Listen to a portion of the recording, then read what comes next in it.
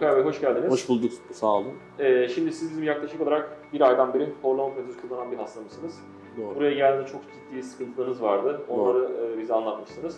Ve yaklaşık olarak bir aydan beri bu protezi kullanıyoruz. Evet. Şimdi daha açıklayıcı olması açısından buraya gelmeden önce ne gibi sıkıntılarınız vardı? Neler yaşıyordunuz? Bunları biraz daha bahsedebilir misiniz? Tabii şöyle, buraya gelmeden önce geceleri yüksek sesle horlama, nefessiz kalma ve onun dışında geceleyin sık sık uyanma. Evet. Kaç defa uyanırdınız mesela? Şöyle söyleyeyim, geceleri 5-6 kez uyanıyordum ben. Uyanıyorsun. Çünkü nefessiz kaldığım için devamlı uyanma ihtiyacı duyuyordum. Evet.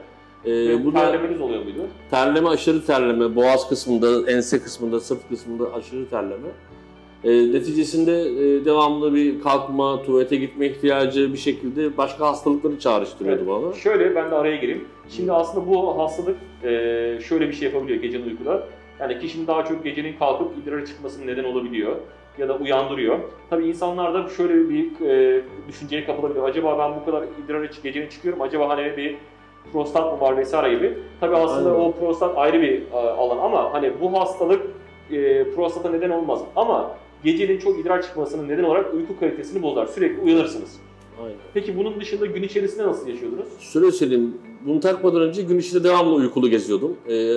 Ofiste, şirkette otururken yani bir yarım saat, bir saat oturmanın sonucu devamlı uyku bastırması, esneme, gözlerin kapanması şeklindeydi.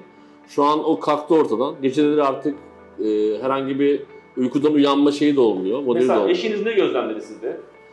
Şöyle söyleyeyim, yüksek sesle horlama tamamen bitti.